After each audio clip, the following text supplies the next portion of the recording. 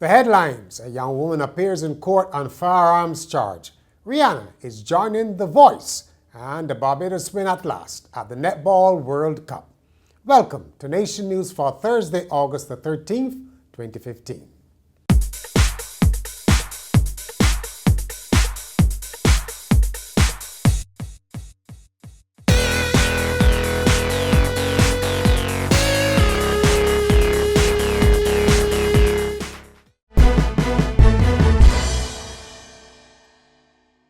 The 26-year-old unemployed woman police claim was trying to get rid of a lethal submachine weapon will spend the next month in prison.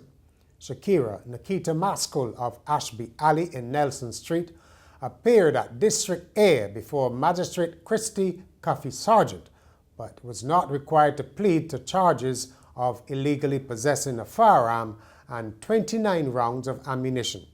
Police said they found the gun and ammunition when they executed a search warrant at Ms. Maskell's residence on Monday.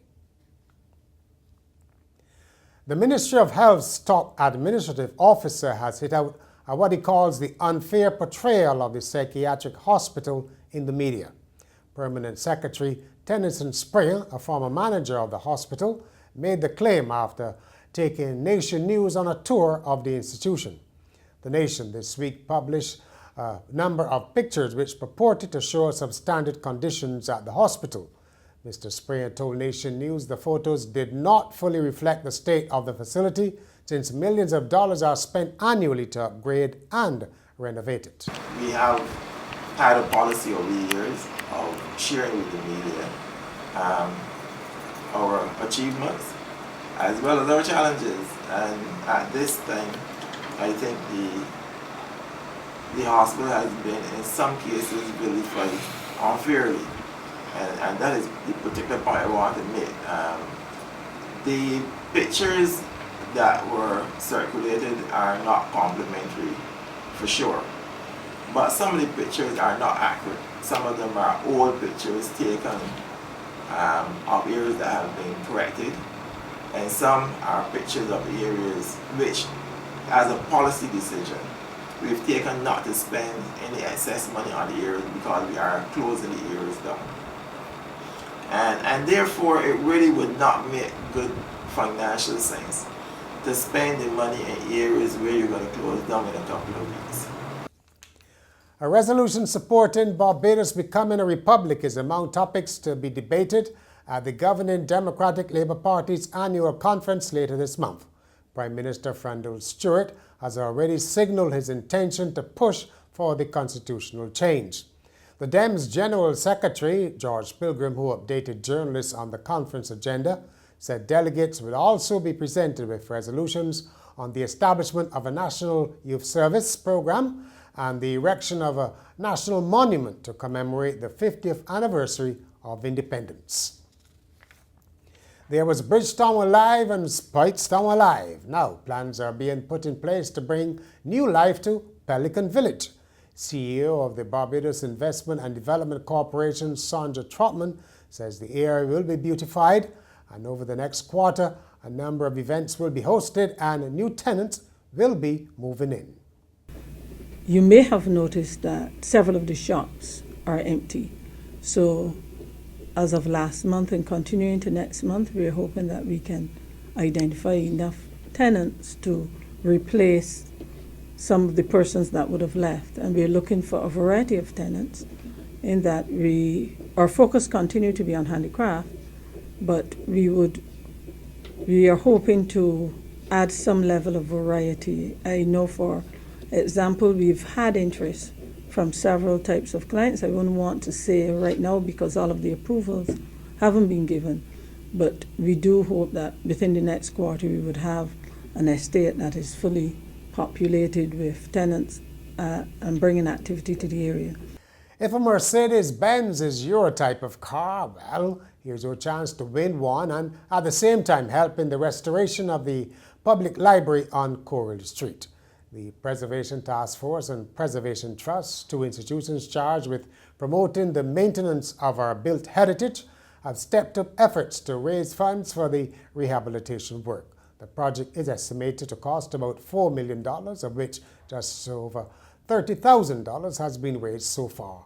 A partnership with Simpson Motors has been forged to raffle a Mercedes-Benz worth $187,000. The aim is to raise more than that. Former Chief Town Planner Leonard St. Hill has been laying out his vision of new towns. The civil engineer says Whole Town and Speightstown should be revitalized while towns should be created in areas like Nestfield in St. Lucie and Belle Plaine in St. Andrew. Mr. St. Hill told a public meeting this would help to boost productivity and ease traffic congestion in Bridgetown. He said it is ridiculous to put the focus on the capital and to view Barbados as a city-state.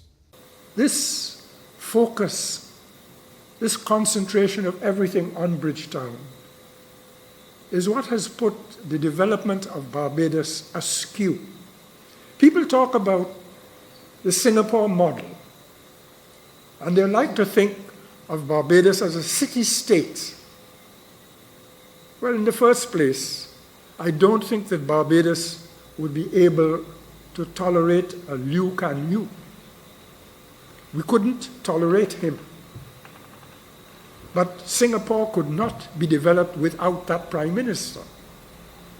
And Singapore could not be developed without the work ethic of the Chinese, which we don't have. So to talk about making Barbados a one-town country, a city-state, is, in my view, ridiculous. And, as I say, counterproductive.